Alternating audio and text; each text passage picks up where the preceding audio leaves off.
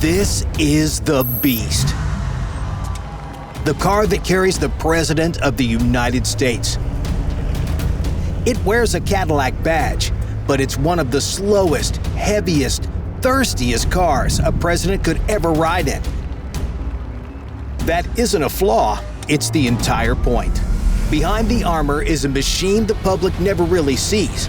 A cabin that seals shut and makes its own air. A backseat wired straight into the nuclear chain of command, and a road full of identical decoys built so no one watching can tell which car the president is even in. Its real numbers, top speed, armor, what it can survive, are stamped classified. Because the Beast was never built to win a race. It was built to win the handful of seconds when everything goes wrong. And keeping one person alive across those seconds takes an entire convoy, a small army, and a plan almost nobody watching will ever notice. Here's how all of it works. Underneath that Cadillac badge sits a truck. The body rides on a heavy-duty platform, closer to a medium-duty hauler than any sedan. And there's a hard reason for it. 8 tons of armor will flatten a car's frame suspension on the first pothole. So the engineers started with a truck and dressed it in a tuxedo. The disguise is good enough to fool almost everyone who watches it roll past. Watch as an agent opens the door. He doesn't just pull it, he hauls it, leaning his whole weight into the swing, because that door swings like something off a bank vault. And that's the armor talking.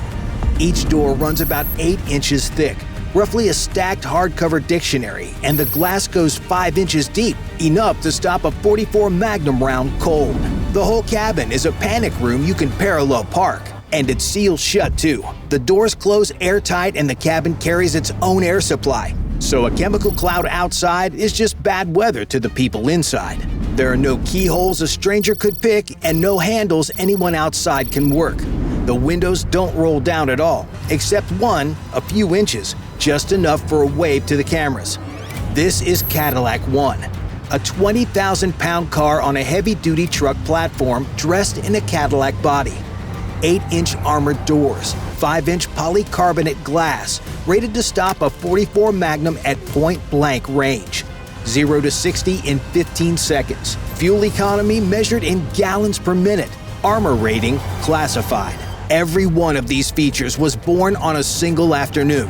So to see why, you have to go back to 1963. The last president to ride exposed in an open car was John F. Kennedy, in a 1961 Lincoln with no armor, no bulletproof glass, and no medical plan. A convertible built for a parade, not a threat. Everything you see today got built because of that day in Dallas. The plexiglass top came first, then the armor. After that, decade by decade, everything else, until the open car became a sealed vault. Now look under the seat. Pop it open and you've got oxygen, trauma gear, and a stash of the president's own type, kept cold for a transfusion that can't wait for a hospital. It's a mobile trauma bay that happens to have wheels. And everything else you're about to see, the armor, the jamming, the 40-car formation, has one job: buy that bag enough time to work. The backseat does one more job no other car on Earth does. A secure communication suite keeps the president wired into the government from inside the cabin, and those encrypted lines climb the entire chain of command, all the way up to authenticating a launch order, if it ever came to that. The most important phone call on the planet can happen from a moving car stuck in rush hour traffic. And because the armor blocks nearly all outside sound, microphones on the body feed the street back in through the speakers. So the man in the safest box in America can still hear the world he's sealed away from. And the crowd waving from the curb has no idea what it's looking at. They see a shiny black Cadillac and a hand in the window. They're filming a parade. They're looking at a bunker doing 15 miles an hour. All that weight costs something real. The Beast does 0 to 60 in around 15 seconds and drinks fuel by the gallon per minute. The most protected car on Earth would lose a drag race to a minivan, and it doesn't care one bit. Winning the race was never the point. Surviving the first 10 seconds is, and on that one thing, nothing else on the road even comes close. There's never just one Beast either. At least 2 identical cars run in every motorcade, plates matched right down to the last digit, so nobody watching from a window can tell which one actually holds the president. At Biden's inauguration, the count hit 7. 7 identical cars rolled through the Capitol that day, and only one passenger mattered. It gets sneakier than that. While the motorcade moves, the cars start trading places. The real one slides left, a spare takes its spot, another drops back. A slow, constant shuffle rehearsed for years. A watcher counting cars can't lock onto the right one. They call it the shell game, and the president might not even be in a beast at all. Sometimes he rides in an armored Suburban 3 cars back, while 7 decoys pull every eye in the wrong direction. But a rolling vault is useless if the road itself is the trap. The people who built this machine know that cold. The most dangerous thing on any route isn't something you can armor against. It's the part somebody has to find before the wheels ever turn. That empty road the motorcade is flying down was already driven days ago, probably more than once. The drive you're watching is a rerun. Here's how it works. A lead advance agent shows up well before the trip, surveys every location on the schedule, and drives the route. Then drives it again.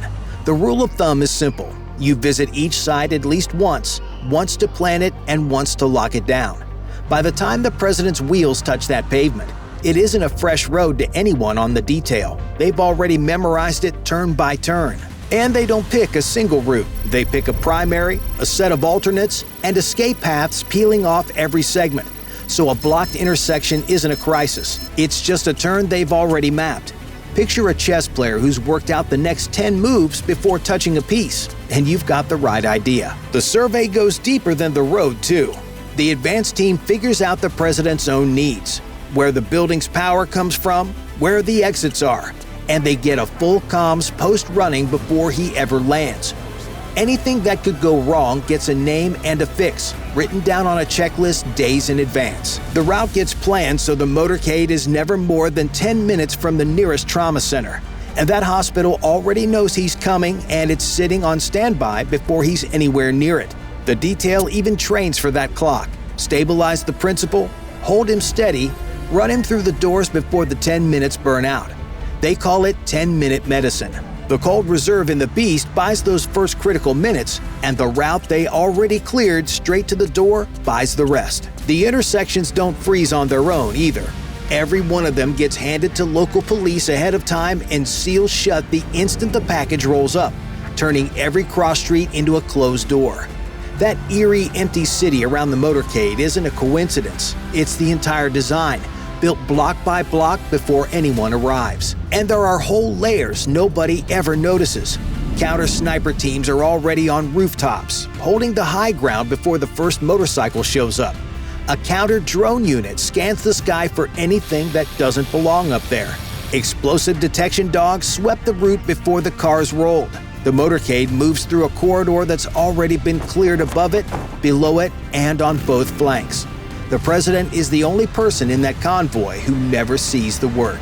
Those cars often arrive before he does. The Secret Service flies the whole motorcade ahead on Air Force cargo planes, a pair of beasts loaded onto a C-17, sometimes a full detachment riding a single C-5 Galaxy.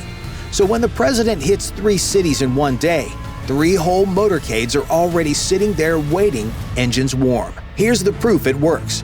Back in 1996, Bill Clinton's motorcade was rolling through the Philippines when intelligence intercepted a message carrying one strange word: wedding. To the right ears, that word was a known code for an attack. The route diverted off a planned bridge. Under that bridge sat an explosive device. The advance work was the save, and not one person in the crowd that day ever knew a thing had happened. Sit with that for a second. The most dramatic thing the advance team ever does is make absolutely sure nothing dramatic happens. The perfect day for them looks from the outside like the most boring drive in the world. No screech of tires, no sudden turn, just a convoy gliding through on schedule, past a threat that got erased before anyone in the cars could even register it. But planning has a hard ceiling. You can map every intersection and clear every rooftop and still miss the one thing that matters most, because nobody controls what a person on that curb decides to do in the next 2 seconds. So the motorcade carries its own answer to that. rolling, built right onto the formation itself. Start at the very front, minutes ahead of everything else. A route car and a pilot car run out front, scouting the road as it happens. Those are the eyes. Behind them rides the lead car, the brain, guiding the whole secure package and acting as a buffer for whatever's coming. And spread across the front is a swarm of police motorcycles called sweepers, blocking every intersection and overpass so the convoy never has to slow down. That traffic jam you're cursing is them doing their job perfectly. Now the first real problem. Somewhere along the route, a device sits buried under the road, wired to trigger in somebody's pocket. The finger presses the button, and nothing happens.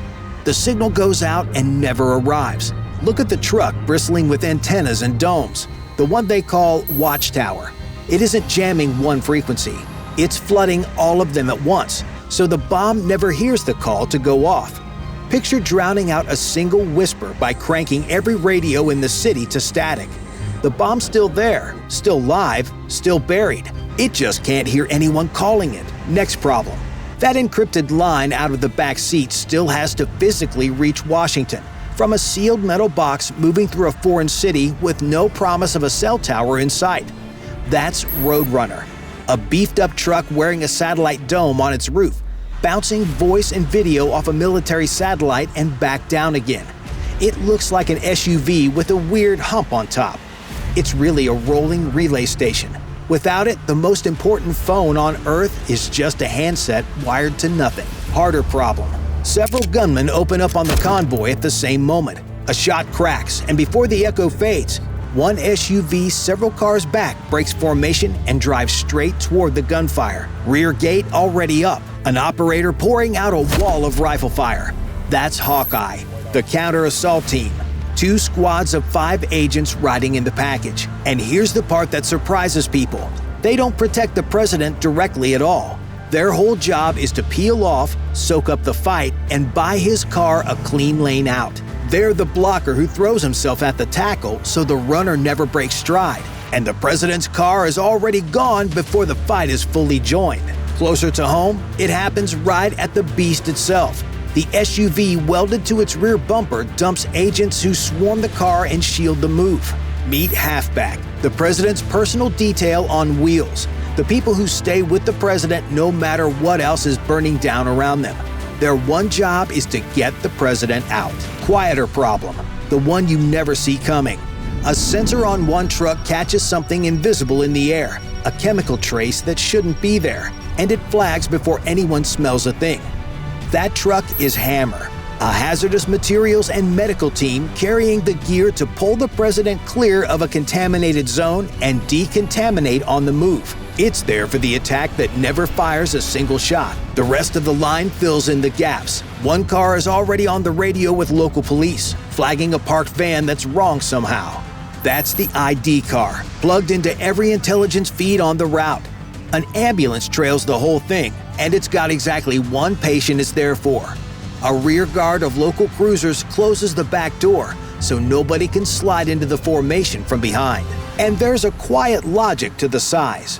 Each car added is one more layer between a threat and the president, and one more reason an attacker can't be sure where to aim. The size itself is a weapon. A convoy this big, with this much backup, is a nightmare to attack. There's no one car to hit, and no single thing that can break to end the trip. But every one of those answers depends on one thing staying true. The formation has to stay a formation. So what happens in the half second it doesn't? The half second somebody actually pulls that trigger. The instant an ambush hits, the formation doesn't freeze. It splits by job all at once. The beast stomps the throttle and claws out of the zone. Halfback's agents pile on, burying the president under a wall of armor and body weight. Hawkeye breaks toward the threat and opens up, not to win a fight, just to pull every eye and every weapon onto itself for the 2 seconds the beast needs. Every piece moves at once, because each one already knows its job and nobody waits for an order. The order was the training they did months ago. Run until it stopped being a decision. But say the beast can't run. Rammed, boxed in, engine gone. Here's where the training earns its money. Another motorcade vehicle slams into its rear bumper and just keeps driving. shoving 20,000 pounds of armored car clear of the zone through nothing but brute force.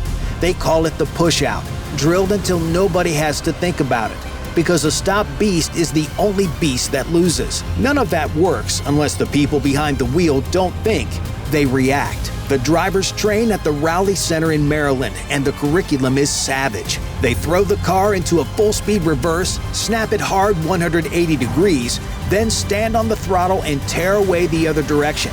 That's the J-turn. They run ramming drills. They run the push-out over and over, until the moves live in the spine instead of the head. The advanced course is brutal, and most of the people who try it wash out. It's harder to qualify to drive the beast than it is to earn a seat inside it. Every other vehicle is expendable, full stop. The press van, the comms truck, even Hawkeye. All of it is there to be spent, and if spending it gets one car to safety, then it gets spent without hesitation.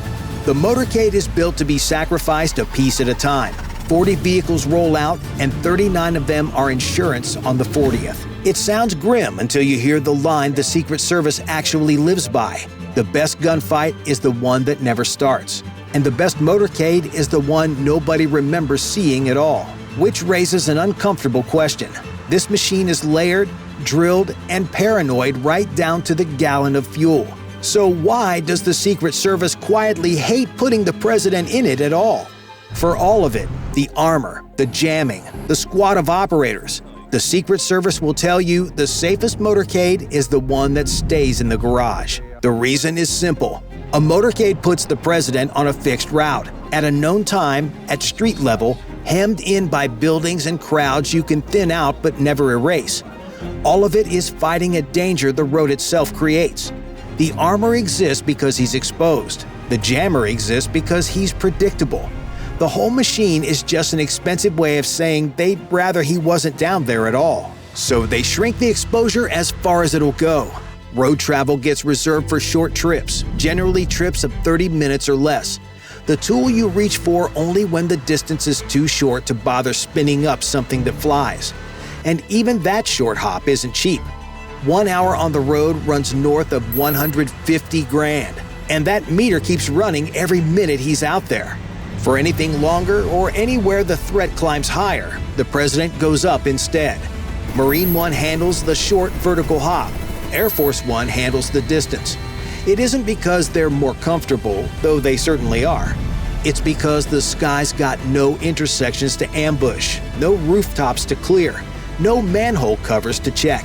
A motorcade's whole problem is the ground, and air just isn't ground. You can't bury a device in a cloud, and you can't hide a sniper in one either. And even the helicopters play the same game the cars do. When Marine One lifts off, it often flies in a pack of up to 5 identical aircraft, peeling and swapping positions in the air so no one on the ground can tell which one carries the president. It's the same shell game from the street. The decoys, the swapping, the watcher who can never be sure, just lifted into the air. It doesn't stop at the curb. It only changes altitude. The machine itself is changing right now. In January 2026 at the Davos Summit, a new armored Cadillac Escalade rolled out alongside the president.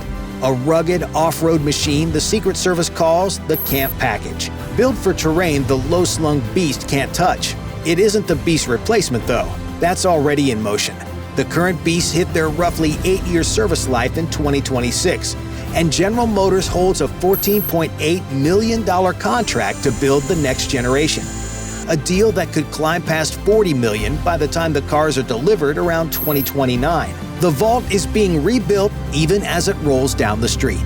If you enjoyed this video, then watch this one that covers the insane process of how the Secret Service airdrops the president's motorcade anywhere in the world. Bye for now.